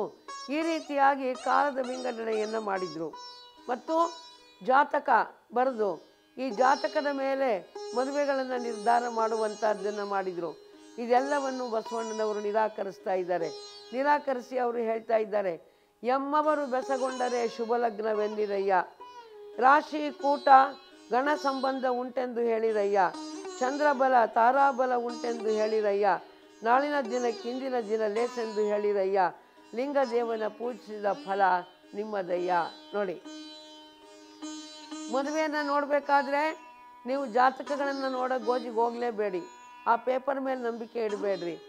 ಎಮ್ಮವರು ಬೆಸಗೊಂಡರೆ, ಎರಡೂ ಕಡೆಯವರ ಮನಸ್ಸು ಒಪ್ಪಿದರೆ, ಎರಡೂ ಕಡೆಯವರಿಗೆ ಸಂತೋಷವಾದರೆ ಆಗ ಶುಭ ಲಗ್ನವೆನ್ನಿರಯ್ಯ, ಇದು ಭಾಳ ಒಳ್ಳೆಯ ಲಗ್ನ, ಶುಭ ಲಗ್ನ, ಒಳ್ಳೆಯ ಕೂಟವಾಗಿದೆ ಅಂತ ತಿಳ್ಕೋಬೇಕು. ರಾಶಿ ಕೂಟ ಋಣ ಸಂಬಂಧ ಉಂಟೆಂದು ಹೇಳಿರಯ್ಯ. ಇಲ್ಲಿ ಏನು ನೋಡೋಕ್ಕೆ ಹೋಗಬೇಡಿ, ರಾಶಿ ಕೂಡಿ ಬಂದಿದೆ, ಕೂಟ ಕೂಡಿ ಬಂದಿದೆ, ಗಣ ಸಂಬಂಧ ಕೂಡಿ ಬಂದಿದೆ ಅಂತ ಹೇಳಿ ಮನಸ್ಸು ಒಪ್ಪಿತಿಲ್ಲೋ ಧೈರ್ಯವಾಗಿ ಮದುವೆಯನ್ನು ಮಾಡಿ. ಚಂದ್ರಬಲ ತಾರಾಬಲ ಉಂಟೆಂದು ಹೇಳಿರಯ್ಯ, ಎಲ್ಲ ಬಲಗಳು ಇವೆ, ಚಂದ್ರಬಲ ಇದೆ, ತಾರಾಬಲ ಇದೆ, ಸೂರ್ಯಬಲ ಇದೆ, ಗುರುಬಲ ಇದೆ, ಎಲ್ಲ ಬಲ ಇದೆ ಅಂತ ತಿಳ್ಕೊಂಡು ಧೈರ್ಯವಾಗಿ ಮದುವೆಯನ್ನು ಮಾಡಿರಿ. ಮತ್ತು ಮುಹೂರ್ತಗಳನ್ನು ನೋಡ್ಲಿಕ್ಕೆ ಹೋಗಬೇಡಿ, ನಾಳಿನ ದಿನಕ್ಕಿಂದಿನ ದಿನ ಲೇಸೆಂದು ಹೇಳಿರಯ್ಯ. ನಾಳೆ ನಾಳೆ ನಾಳೆ ಅನ್ನೋಕ್ಕೆ ಹೋಗಬೇಡ್ರಿ, ಇಂದಿನ ದಿನ ಲೇಸು, ಇವತ್ತೇ ಒಳ್ಳೆಯದನ್ನು ಮಾಡಬೇಕು ಅಂತ ಹೇಳಿ ವಿಚಾರ ಮಾಡಿರಿ. ಯಾಕೆ ಗೊತ್ತೇ? ಲಿಂಗದೇವನ ಪೂಜಿಸಿದ ಫಲ ನಿಮ್ಮದಯ್ಯ. ದೇವರನ್ನು ಪೂಜೆ ಮಾಡುವಂತಹ ಭಾಗ್ಯ ನಿಮ್ಮದಾಗಿದೆ. ಸೃಷ್ಟಿಕರ್ತನಾದ ಸರ್ವಶಕ್ತನಾದ ಪರಮಾತ್ಮನನ್ನು ನೀವು ಪೂಜೆ ಮಾಡ್ತೀರಿ ಅಂತಂದಾಗ ಯಾಕೆ ಭಯ ಪಡ್ತಾ ಇದ್ದೀರಿ ನೀವು? ಅವನು ಸರ್ವಶಕ್ತ. ಅದಕ್ಕಾಗಿ ಕೆಲವರು ಏನು ಮಾಡ್ತಾರೆ ಅಂದರೆ ಈ ಗ್ರಹಗಳ ಕಲ್ಪನೆಯನ್ನು ಮಾಡಿಕೊಂಡ್ರು. ನೋಡಿ, ನವಗ್ರಹಗಳು ಅಂತ ಕಲ್ಪನೆಯನ್ನು ಮಾಡಿಕೊಂಡ್ರು. ಈ ನವಗ್ರಹಗಳ ಕಲ್ಪನೆಯು ಹಾಸ್ಯಾಸ್ಪದವೇ. ಯಾಕಂದರೆ ನಮ್ಮ ಸೌರಮಂಡಲದಲ್ಲೇ 9ಕ್ಕಿಂತ ಇನ್ನೂ ಜಾಸ್ತಿ ಗ್ರಹಗಳಿದ್ದಾವೆ. ಈ ಪೌರಾಣಿಕ ಕಲ್ಪನೆಯ ಪ್ರಕಾರ ರಾಹು ಕೇತು ಎರಡು ಬರೀ ಛಾಯೆಗಳೇ ವಿನ ಅವು ಗ್ರಹಗಳೇ ಅಲ್ಲ. ವೈಜ್ಞಾನಿಕ ಹಿನ್ನೆಲೆಯ ಪ್ರಕಾರ ರಾಹು ಕೇತು ಇವೆರಡು ಕೇವಲ ನೆರಳುಗಳು ಮಾತ್ರ, ಶ್ಯಾಡೋಸ್ ಮಾತ್ರ. ಈ ನಮ್ಮ ಪಂಚಾಂಗ ಕರ್ತೃಗಳು ಜ್ಯೋತಿಷಿಗಳ ಪ್ರಕಾರ ಅವು ಕೂಡ ಗ್ರಹಗಳು ಅಂತಾರೆ. ಅಂದಾಗ ಇದು ಅಪ್ಪಟ ಸುಳ್ಳು ಅನ್ಸೋದಿಲ್ವಾ? ನೋಡಿ, ಇವತ್ತಿನ ವಿಜ್ಞಾನ ಯುಗದಲ್ಲಿ ಇಷ್ಟೆಲ್ಲ ವೈಜ್ಞಾನಿಕ ಸಂಶೋಧನೆ ಆಗಿದ್ರೂ ಕೂಡ ಇನ್ನೂ ಹಿಂದೂಗಳು ಈ ಗ್ರಹಗಳನ್ನು ನಂಬುತ್ತಾರೆ ಅಂದರೆ ಇನ್ನೆಷ್ಟು ಮೂಢರಿರಬೇಕು ಅಂತ ನಮ್ಗೆ ಅನ್ನಿಸ್ತಾ ಇದೆ. ಮತ್ತು ಫಿಸಿಕ್ಸ್ ಓದಿರ್ತಾರೆ, ಕೆಮಿಸ್ಟ್ರಿ ಓದ್ತಾರೆ, ಫಿಸಿಕ್ಸಿನ ನಿಯಮಗಳ ಪ್ರಕಾರ ಹೇಗೆ ಗ್ರಹಣವಾಗುತ್ತೆ ಅಂತ ಬೋರ್ಡ್ ಮೇಲೆ ಬರೀತಾರೆ, ಓದ್ತಾರೆ. ಆದರೂ ಕೂಡ ಆಚರಣೆಯಲ್ಲಿ ಮಾತ್ರ ಭಾಳ ದೊಡ್ಡ ತಪ್ಪನ್ನು ಮಾಡ್ತಾರೆ. ಈ ಗ್ರಹಣ ಬಂತು ಅಂತ ತಿಳ್ಕೊಳ್ಳಿ. ಗ್ರಹಣ ಬಂದಾಗ ಏನು ಮಾಡ್ತಾರೆ? ಗ್ರಹಣ ಬಂದಾಗ ಭಾಳ ಭಯಪಡ್ತಾರೆ. ಸೂರ್ಯಗ್ರಹಣ ಬಂದಾಗಂತೂ ಮನೆಯಿಂದ ಆಚೆಗೇ ಬರೋದಿಲ್ಲ. ಗರ್ಭಿಣಿ ಹೆಣ್ಮಕ್ಳನ್ನಂತೂ ಹೊರಗಡೆನೇ ಬಿಡೋದಿಲ್ಲ. ಆಮೇಲೆ ಅಲ್ಲಿ ಸೂರ್ಯಗ್ರಹಣ ಬಂದಾಗ ಬರಿಗಣ್ಣಿಂದ ನೋಡಬಾರ್ದು, ಅಷ್ಟೇ ಭಾಳ ಅಪಾಯ ಅದು. ಬರಿಗಣ್ಣಿಂದ ನೋಡಿದರೆ ಕಣ್ಣಿನ ದೃಷ್ಟಿಯೇ ಹೋಗೋ ಸಂಭವ ಇರುತ್ತೆ. ಆದರೆ ಒಂದು ಲೆನ್ಸ್ ಮುಖಾಂತರ ನೋಡ್ಬೋದು ಅನ್ನೋದನ್ನು ನಾವು ನೋಡ್ತೀವಿ. ಕಪ್ಪು ಬಣ್ಣದ ಲೆನ್ಸ್ ಮುಖಾಂತರ ನೋಡಿದಾಗ ಹೆಚ್ಚಿನ ಹಾನಿ ಏನೂ ಆಗೋದಿಲ್ಲ. ಇನ್ನು ಈ ಗ್ರಹಣ ಆದ ನಂತರ ಏನು ಮಾಡ್ತಾರೆ ಅಂತಂದರೆ ತೊಟ್ಟಿಯಲ್ಲಿ ತುಂಬಿರುವಂಥ ನೀರನ್ನೆಲ್ಲ ಚೆಲ್ತಾರೆ. ಏನ್ರಿ, ಇದಕ್ಕೆ ತಕ್ಕಂತೆ ಕಾರ್ಪೊರೇಷನ್ನವರು ಮತ್ತೆ ನೀರನ್ನು ಚಾಲೂ ಮಾಡ್ತಾರೆ. ನೋಡಿ ಎಷ್ಟು ಹಾಸ್ಯಾಸ್ಪದ. ಯಾಕ್ರಿ ಈ ರೀತಿಯಾಗಿ ಮಾಡ್ತಾ ಇದ್ದೀರಿ ಅಂಥೇಳಿ ನಾವು ಕೇಳಿದರೆ ಇದಕ್ಕೆ ಏನೇನೋ ಕಾರಣ ಕೊಡೋಕ್ಕೆ ಹೋಗ್ತಾರೆ. ಏನಪ್ಪ ಅಂದರೆ ನಮ್ಮ ದೇಶದಲ್ಲಿ ಎಂಥ ಮೂಢನಂಬಿಕೆಗಳಿಗೂ ಕೂಡ ವೈಚಾರಿಕತೆಯ ಸ್ಪರ್ಶವನ್ನು ಕೊಡಲಿಕ್ಕೆ ಹೋಗ್ತಾರೆ, ರ್ಯಾಷನಲೈಸ್ ಮಾಡಲಿಕ್ಕೆ ಅಂತ ಹೋಗ್ತಾ ಇರ್ತಾರೆ. ನೋಡಿ, ಎಂಥ ಕೆಟ್ಟ ನಿಂತ ಗಡಿಯಾರವೂ ಕೂಡ ದಿನಕ್ಕೆ 2 ಸಲ ಟೈಮನ್ನು ಕರೆಕ್ಟಾಗಿ ತೋರಿಸುತ್ತೆ. ಯಾವುದೋ ಕಾಲದಲ್ಲಿ ನಿಮ್ಮ ತಾತನ ಕಾಲದ್ದು ಒಂದು ಗಡಿಯಾರ ಇದೆ ಅಂತ ತಿಳ್ಕೊಳ್ಳಿ, ನಿಮ್ಮ ತಾತನ ಕಾಲದ್ದು. ನೀವು ನಿಮ್ಮ ತಾತನ ನೆನಪಿಗಾಗಿ ಮನೆ ಒಳಗೆ ಆ ಗಡಿಯಾರವನ್ನು ಹಾಕ್ಕೊಂಡಿದ್ದೀರ. ಆದರೆ ಆ ಗಡಿಯಾರ ಕೆಟ್ಟ ನಿಂತು ಆಗಲೇ ಭಾಳ ದಿನ ಆಗೋಯ್ತು. ಆದರೆ ದಿನನಿತ್ಯ ಈಗ ಒಂದು 6 ಗಂಟೆಗೆ ಕೆಟ್ಟ ನಿಂತಿದೆ ಅಂತ ತಿಳ್ಕೊಳ್ಳಿ. ಬೆಳಗ್ಗೆ 6 ಗಂಟೆಗೊಮ್ಮೆ ಸರಿಯಾಗಿ ಟೈಮ್ ತೋರಿಸುತ್ತೆ, ಸಾಯಂಕಾಲ 6 ಗಂಟೆಗೊಮ್ಮೆ ಸರಿಯಾಗಿ ಟೈಮ್ ತೋರಿಸುತ್ತೆ. ಹೌದಾ? ಆದರೆ ಅದರರ್ಥ ಆ ಗಡಿಯಾರ ಚಲಾವಣೆಯಲ್ಲಿದೆ ಅಂತ ಅರ್ಥನಾ? ಹಾಗೆ ಕೆಲವು ಆಚರಣೆಗಳಿಗೆ ತುಂಬ ಕಷ್ಟಪಟ್ಟು ಅರ್ಥವನ್ನು ಮಾಡ್ತಾ ಇರ್ತಾರೆ, ಆದರೂ ಕೂಡ ಅದಕ್ಕೆ ಅರ್ಥವನ್ನು ಕೊಡಲಿಕ್ಕಾಗೋದಿಲ್ಲ.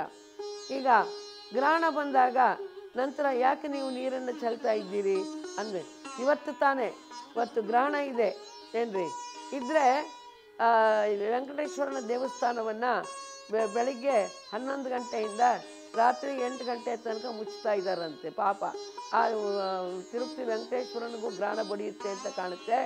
ಇವರು ದೇವರಿಗೇನೆ ಗ್ರಹಣ ಬಡಿಬೇಕಾದ್ರೆ ಇನ್ನು ಮನುಷ್ಯರ ಗತಿ ಏನಪ್ಪ? ಛೇ, ನಮಗಂತೂ ಬಸವಣ್ಣವರು ಅದಕ್ಕೋಸ್ಕರನೇ ಹಿಂದೂ ಧರ್ಮವನ್ನು, ವೈದಿಕ ಧರ್ಮವನ್ನು ಬಿಟ್ಟು ಬಂದರು ಅಂತ ಅನ್ನಿಸ್ತದೆ.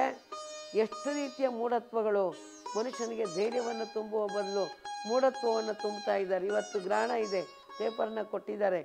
ಮಧ್ಯಾಹ್ನ ಬೆಳಗ್ಗೆ 11 ಗಂಟೆಯಿಂದ ರಾತ್ರಿ ತನಕ ಇವತ್ತು ತಿರುಪತಿ ವೆಂಕಟೇಶ್ವರನ ಬಾಗಿಲನ್ನು ಹಾಕಲಾಗುತ್ತಂತೆ.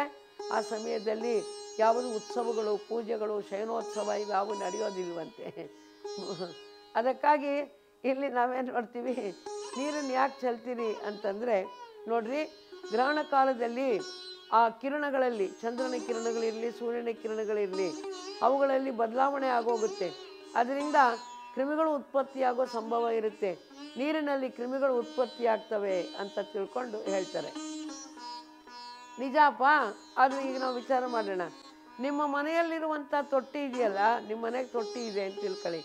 ಮೇಲ್ಗಡೆ ಅದಕ್ಕೊಂದು RCC ಮೌಲ್ಡ್ ಆದರೂ ಇದೆ, ಇಲ್ಲ ಒಂದು ತಗಡಾದರೂ ಇದೆ, ಏನೋ ಒಂದು ಆಸರೆ ಆಗಿದೆ. ಸರಿ, ನೀವು ನೀರನ್ನೇನೋ ಎಲ್ಲ ಚೆಲ್ತೀರಾ. ನಂತರ ಕಾರ್ಪೊರೇಷನ್ನವ್ರು ನೀರು ಬಿಡ್ತಾರಲ್ಲ, ಅವ್ರು ಯಾವ ನೀರು ಬಿಟ್ಟರು? ಅಲ್ಲಿ ರೆಸರ್ವಾಯರ್ನಲ್ಲಿ ತುಂಬಿದ ನೀರು ತಾನೇ ಬಿಟ್ಟಿದ್ದು. ಕಾವೇರಿಯಲ್ಲಿ ಇರೋ ನೀರು ತಾನೇ ಬಿಡೋದು, ತಿಪ್ಪಗೊಂಡಳ್ಳಿ ಕೆರೆ ನೀರು ತಾನೇ ಬಿಡೋದು. ಅಂದರೆ ಆ ನೀರು ಸೂರ್ಯನ ಬೆಳಕಿಗೆ, ಚಂದ್ರನ ಬೆಳಕಿಗೆ ಒಡ್ಡಲ್ಪಟ್ಟಿರೋದಿಲ್ವೇ? ನೋಡಿದ್ರಾ? ಅದು ಆ ಬೆಳಕಿನಲ್ಲೇ ಇರುತ್ತೆ. ಇವರೇನಾದ್ರೂ ಗ್ರಹಣ ಬಿಟ್ಟ ತಕ್ಷಣ ಹೊಸ ಮೋಡ ತರಿಸಿ ಹೊಸ ಮಳೆ ಸುರಿಸ್ತಾರೇನೋ? ಇಲ್ಲ, ತುಂಬಿಟ್ಟಿರೋ ನೀರನ್ನೇ ಕೊಡ್ತಾರೆ. ಅಂದಾಗ ನಿಮ್ಮ ಮನೆಗೆ ತುಂಬಿಟ್ಟಿರೋ ನೀರನ್ನು ಯಾಕಪ್ಪ ಚೆಲ್ಲಬೇಕು? ಮತ್ತಿಷ್ಟೇ ಅಲ್ಲ, ಸದ್ಯ ಪುಣ್ಯಕ್ಕೆ ಮನೆಯಲ್ಲಿರುವಂಥ ಅಕ್ಕಿ, ಬೇಳೆ, ಬೆಲ್ಲ, ಎಣ್ಣೆ ಇವನು ಚೆಲ್ಲೋದಿಲ್ಲ. ಅದೊಂದು ದೊಡ್ಡ ಉಪಕಾರ. ಅಟ್ಟಾರು, ಯಾಕಂದರೆ ಅವೆಲ್ಲ ಸಿಗಲ್ಲ, ಭಾಳ ಕಾಸ್ಟ್ಲಿ ಆಗಿದ್ದಾವೆ ಅಂತ ಗೊತ್ತು.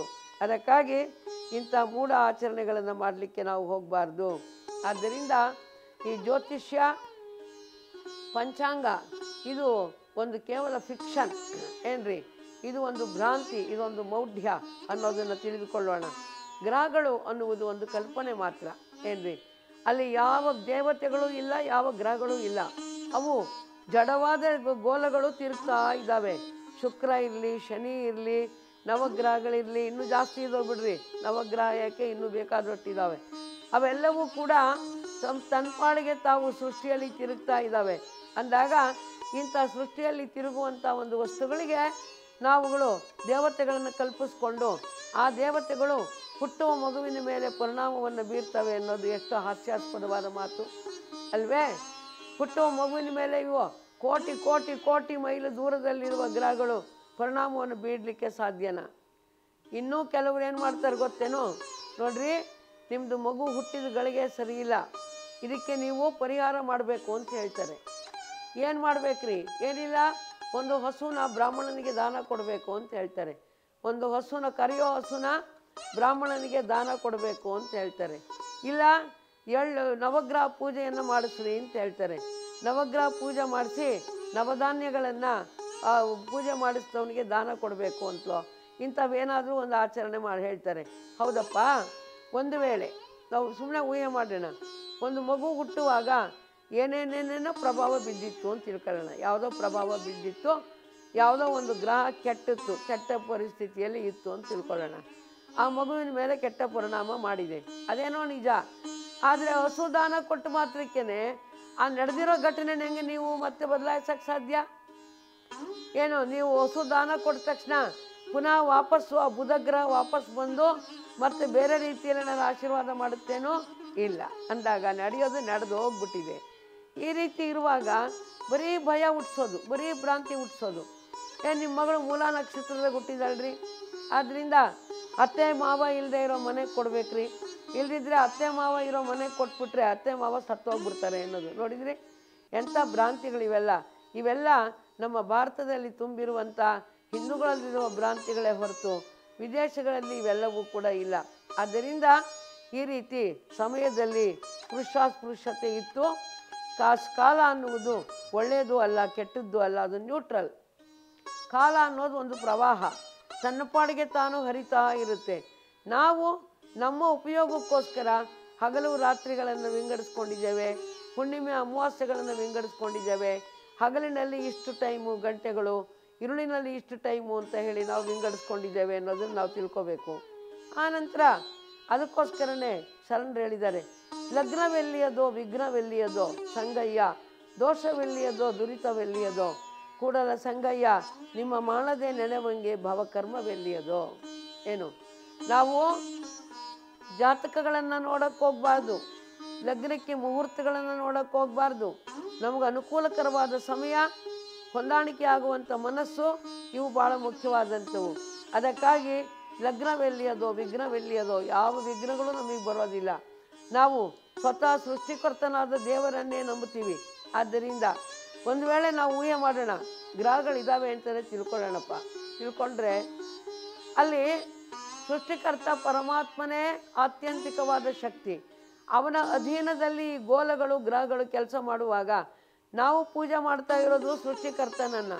ಈಗ ಉದಾಹರಣೆಗೆ ಪ್ರೈಮ್ ಮಿನಿಸ್ಟರ್ ಮಗ ಇದ್ದಾನೆ ಅಂತ ತಿಳ್ಕೊಳ್ಳಿ, ಪ್ರೈಮ್ ಮಿನಿಸ್ಟರ್ ಹೆಂಡತಿ ಇದ್ದಾರೆ ಅಂತ ತಿಳ್ಕೊಳ್ಳಿ. ಅವರು ಬಾಗಿಲು ಕಾಯುವಂಥ ಜವಾನನ್ನು ಹೋಗಲಿಕ್ಕೆ ಬರಲಿಕ್ಕೆ ಪರ್ಮಿಷನ್ ಕೇಳ್ತಾರೇನು? ಇಲ್ಲ, ಅವರು ಸ್ವತಂತ್ರರು. ಅದೇ ರೀತಿಯಲ್ಲಿ ನಾವು ಶರಣಸತಿ ಲಿಂಗಪತಿ ಭಾವದಿಂದ ದೇವರನ್ನು ಪೂಜಿಸ್ತಾ ಇದ್ದೀವಿ. ದೇವರನ್ನು ತಂದೆ ಅಂತ ಭಾವಿಸ್ಕೊಂಡು ನಾವು ಮಕ್ಕಳಾಗಿ ಪೂಜಿಸ್ತಾ ಇದ್ದೀವಿ. ಅಂದಾಗ ಸರ್ವಶಕ್ತನಾದ ದೇವರನ್ನೇ ನಂಬಿದ್ದೀವಿ ಅಂದಾಗ ಅವನ ಅಧೀನದಲ್ಲಿರುವ ಈ ಗ್ರಹಗಳು ಏನು ಮಾಡಲಿಕ್ಕೆ ಸಾಧ್ಯ? ಅದಕ್ಕಾಗಿ ನಾವು ಭಯಪಡಬಾರ್ದು.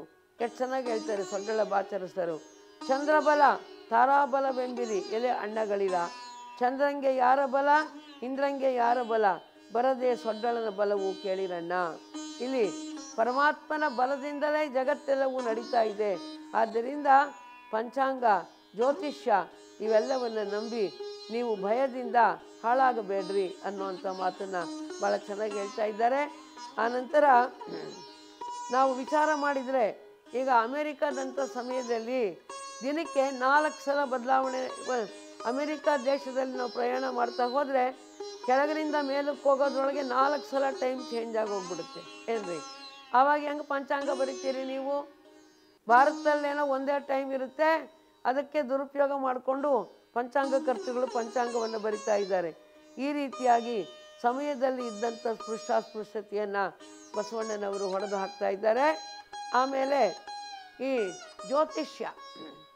ಜ್ಯೋತಿಷಿ ಇವರ ಮಾತುಗಳಿಗೆ ನಾವು ಭಾಳಷ್ಟು ಬಲಿಯಾಗಕ್ಕೆ ಹೋಗಬಾರ್ದು. ಒಂದು ಉದಾಹರಣೆ ಬರುತ್ತೆ. ಒಬ್ಬ ಹೆಣ್ಮಗಳು ಹತ್ರ ಬಂದು ಒಬ್ಬ ಕೇಳಿದಂತೆ, ಯವ್ವ 2 ರೊಟ್ಟೆ ಕೊಡೆಯವ್ವ, ನಿನಗೆ ಹಶುವಾಗದೇ ಇರೋ ಔಷಧ ಕೊಡ್ತೀನಿ ಅಂತನ್ನಂತೆ. ಯವ್ವ 2 ರೊಟ್ಟಿ ಕೊಡೆ, ನಿನಗೆ ಹಶುವಾಗದೇ ಇರೋ ಔಷಧ ಕೊಡ್ತೀನಿ ಎಂದಂತೆ. ಆಗ ಅವಳು 2 ರೊಟ್ಟಿ ತಂದು ಕೊಟ್ಟು, ತಗೊಳಪ್ಪ ನನಗೆ ಹಶುವಾಗದೇ ಇರೋ ಔಷಧ ಕೊಡು ಅಂದ್ಲಂತೆ. ಅಲ್ಲ, ಹಶುವಾಗದೇ ಇರೋ ಔಷಧವನ್ನು ಕೇಳೋನು ರೊಟ್ಟಿಯಾಗಿ ಕೇಳಕ್ಕೆ ಹೋಗ್ತಾನೆ?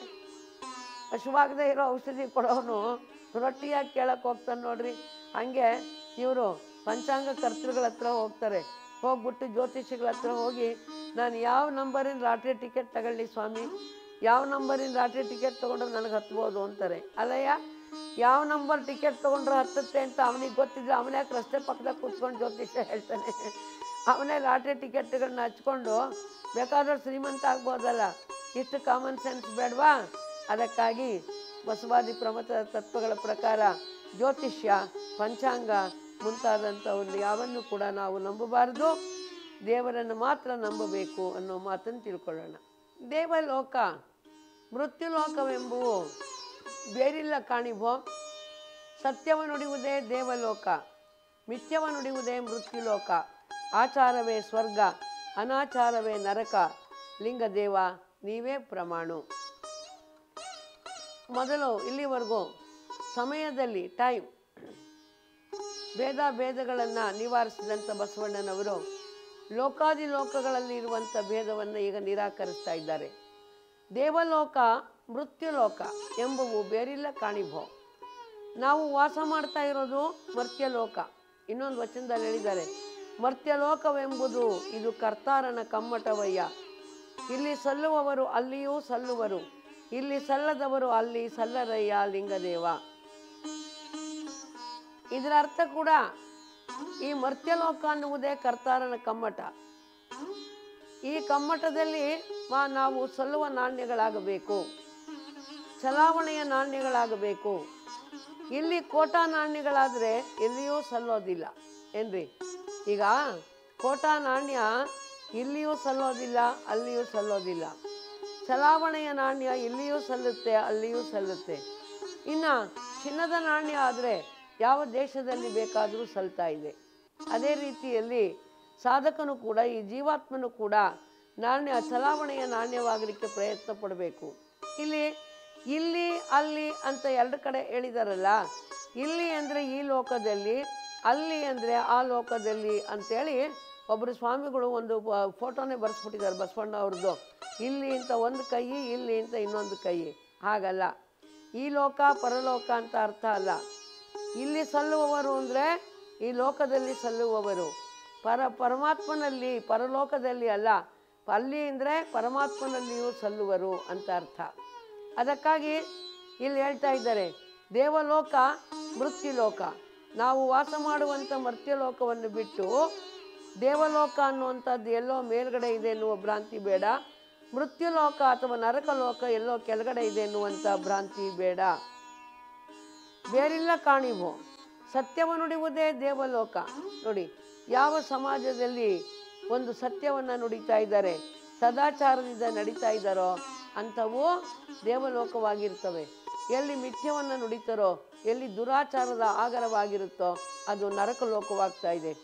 ಇವತ್ತು ನಮ್ಮ ದೇಶದಲ್ಲಿ ಸೃಷ್ಟಿಯಾಗಿರುವ ಸಮಾಜ ನರಕಲೋಕ ಅಂತ ಖಂಡಿತವಾಗಿಯೂ ಕೂಡ ನಾವು ಹೇಳ್ಬೋದು. ಯಾಕಂದರೆ ಎಲ್ಲಿ ನೋಡಿದರೂ ಕೂಡ ಭ್ರಷ್ಟಾಚಾರ, ಎಲ್ಲಿ ನೋಡಿದರೂ ಕೂಡ ಅನ್ಯಾಯ, ಎಲ್ಲಿ ನೋಡಿದರೂ ಕೂಡ ಲಂಚಗುಳಿತನ, ಎಲ್ಲಿ ನೋಡಿದರೂ ಮೋಸ, ವಂಚನೆ, ಶೋಷಣೆ ಇವು ವಿಪರೀತವಾಗಿ ನಡೀತಾ ಇದೆ. ದುಃಖ ಭಾಳ ಅಂತ ಅನ್ನಿಸ್ತಾ ಇದೆ. ಅದಕ್ಕಾಗಿ ಇಲ್ಲಿ ಹೇಳ್ತಾರೆ, ಸತ್ಯವನ್ನು ನುಡಿಯುವುದೇ ದೇವಲೋಕ, ಮಿಥ್ಯವನ್ನು ನುಡಿಯುವುದೇ ಮೃತ್ಯುಲೋಕ. ಅದು ಮರ್ತ್ಯಲೋಕ ಅಲ್ಲ, ಮೃತ್ಯುಲೋಕ. ಎಲ್ಲ ವಚನಗಳ ಪುಸ್ತಕಗಳಲ್ಲೂ ಕೂಡ ದೇವಲೋಕ ಮರ್ತ್ಯಲೋಕವೆಂಬುವು ಬೇರಿಲ್ಲ ಕಾಣಿವು ಅಂತ ಹೇಳಿ ಬರೆದು ಬಿಟ್ಟಿದ್ದಾರೆ. ಮತ್ತು ಹಾಡೋರು ಕೂಡ ಹಂಗೆ ಹಾಡ್ತಾ ಇರ್ತಾರೆ. ಇಲ್ಲ, ಸರಿಯಾಗಿ ಅರ್ಥ ಮಾಡ್ಕೊಳ್ರಿ. ದೇವಲೋಕ ಮೃತ್ಯುಲೋಕ ಎಂಬುವು ಬೇರಿಲ್ಲ ಕಾಣಿವೋ, ಸತ್ಯವನ್ನು ನುಡಿಯುವುದೇ ದೇವಲೋಕ, ಮಿಥ್ಯವನ್ನು ನುಡಿಯುವುದೇ ಮೃತ್ಯುಲೋಕ. ಆಚಾರವೇ ಸ್ವರ್ಗ. ಎಲ್ಲಿ ಸದಾಚಾರ, ಸನ್ನಡತೆ, ಸದ್ಗುಣಗಳಿದ್ದಾವೋ ಅದೇ ದೇವಲೋಕದಂತೆ ಆಹ್ಲಾದಕರವಾಗಿರುತ್ತೆ. ಎಲ್ಲಿ ದುರ್ನಡತೆ, ದುರಾಚಾರಗಳಿರ್ತಾವೋ ಅಲ್ಲಿ ನರಕಲೋಕದಂತೆ ಹಿಂಸೆ ಇರುತ್ತೆ.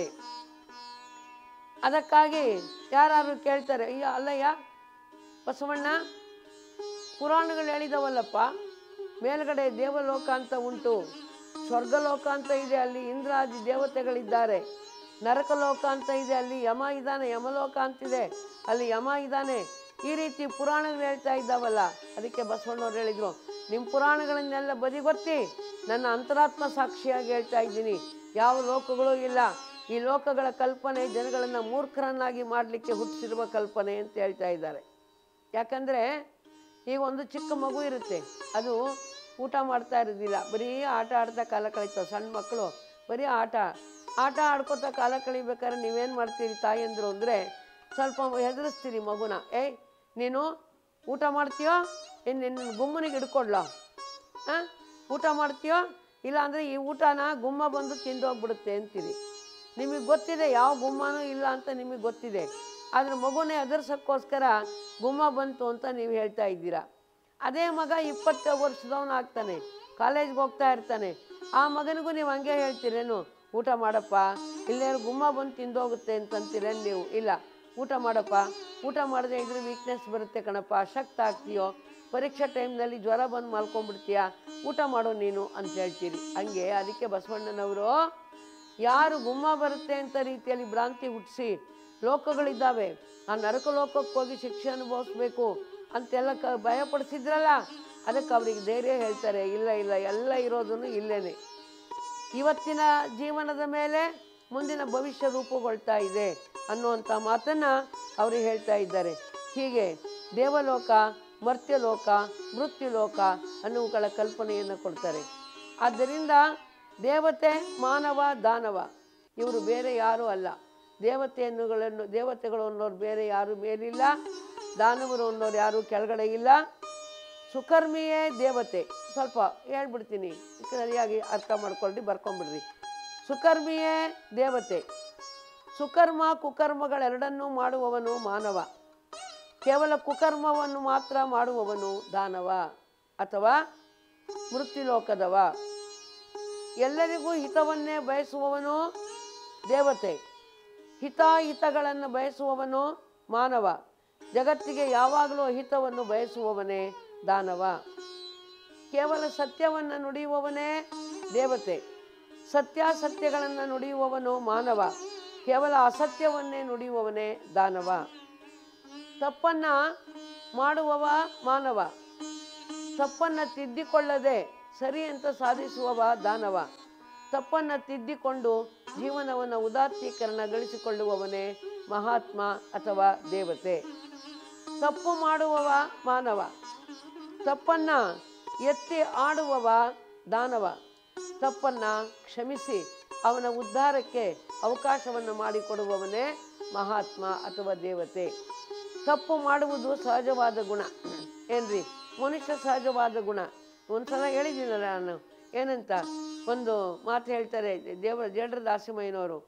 ಒಡಲುಗೊಂಡವ ಹಸಿವ, ಒಡಲುಗೊಂಡವ ಹುಸಿವ, ಒಡಲುಗೊಂಡವನೆಂದು ನೀನೊಮ್ಮೆ ಜಡಿದು ನುಡಿಯದಿರ, ನೀನೊಮ್ಮೆ ಒಡಲುಗೊಂಡು ನೋಡ ರಾಮನಾಥ. ಮನುಷ್ಯನಾದವನು ತಪ್ಪುಗಳನ್ನು ಮಾಡ್ತಾನೆ ದೇವರೇ, ಅದಕ್ಕಾಗಿ ನೀನು ಕ್ಷಮಿಸು ಅಂತ ಕೇಳ್ತಾರಲ್ಲ. ಆ ರೀತಿಯಲ್ಲಿ ತಪ್ಪು ಮಾಡುವುದು ಮಾನವನ ಸಹಜ ಗುಣ. ಆದರೆ ಆ ತಪ್ಪುಗಳನ್ನು ರಿಯಲೈಸ್ ಮಾಡ್ಕೊಳ್ಬೇಕು, ತಿದ್ದುಕೋಬೇಕು. ತಿದ್ದುಕೊಂಡಾಗ ಇವನ ವ್ಯಕ್ತಿತ್ವ ವಿಕಾಸವಾಗ್ತಾ ಬರ್ತದೆ. ಆಮೇಲೆ ತಪ್ಪು ಮಾಡುವವ ಮಾನವ. ಮಾಡಿದ ತಪ್ಪನ್ನು ತಿದ್ದಿಕೊಳ್ಳದೆಯೇ ಸರಿ ಸರಿ ಸರಿ ಅಂತ ಸಾಧಿಸ್ತಾನಲ್ಲ, ಅವನೇ ರಾಕ್ಷಸನಾಗ್ತಾ ಇದ್ದಾನೆ. ಅದೇ ರೀತಿ ತಪ್ಪು ಮಾಡಿದವ ಮಾನವ. ಮಾಡಿದ ತಪ್ಪನ್ನು ತಿದ್ದಿಕೊಳ್ಳಲಿಕ್ಕೆ ಅವಕಾಶ ಕೊಡದೆ ಚುಚ್ಚಿ ಚುಚ್ಚಿ ಚುಚ್ಚಿ ತೊಂದರೆ ಕೊಡೋನೇ ದಾನವ. ಮಾಡಿದ ತಪ್ಪನ್ನು ತಿದ್ದಿಕೊಳ್ಳಲಿಕ್ಕೆ ಅವಕಾಶ ಮಾಡಿಕೊಟ್ಟು ಕ್ಷಮಿಸುವ ಉದಾರ ಹೃದಯಿಯೇ ಮಹಾತ್ಮ ಅಥವಾ ದೇವತೆ. ಆದ್ದರಿಂದ ಎಲ್ಲರೂ ಕೂಡ ದೇವತೆಗಳು, ದಾನವರು, ಮಾನವರು ಎಲ್ಲರೂ ಈ ಜಗತ್ತಿನಲ್ಲಿಯೇ ಇದ್ದಾರೆ ಅಂತ ಹೇಳಿ ನಾವು ಸ್ಪಷ್ಟವಾಗಿ ಹೇಳ್ಬೋದು. ಹೀಗೆ ಲೋಕಾದಿ ಲೋಕಗಳಲ್ಲಿ ಇರುವಂಥ ಭೇದವನ್ನು ಬಸವಣ್ಣವರು ನಿರಾಕರಿಸಿದರು. ಅದೇ ರೀತಿ ನೆಲದಲ್ಲಿ ಸ್ಪೃಶ್ಯಾಸ್ಪೃಶ್ಯತೆ ಇತ್ತು, ಜಲದಲ್ಲಿ ಸ್ಪೃಶ್ಯಾಸ್ಪೃಶ್ಯತೆ ಇತ್ತು, ಅಂಗಾಂಗಗಳಲ್ಲಿ ಇತ್ತು, ಹೂವಿನಲ್ಲಿ ಇತ್ತು, ಶಕುನ ಅಪಶಕನಗಳಲ್ಲಿ ಇತ್ತು, ದಿಕ್ಕುಗಳಲ್ಲಿ ಇತ್ತು, ಭಾಷೆಯಲ್ಲಿ ಇತ್ತು, ಮಾನವರಲ್ಲಿ ಇತ್ತು. ಈ ಎಲ್ಲ ಭೇದಗಳನ್ನು ಕೂಡ ಬಸವಣ್ಣನವರು ತೊಡೆದು ಹಾಕ್ತಾ ಇದ್ದಾರೆ. ನೆಲದಲ್ಲಿ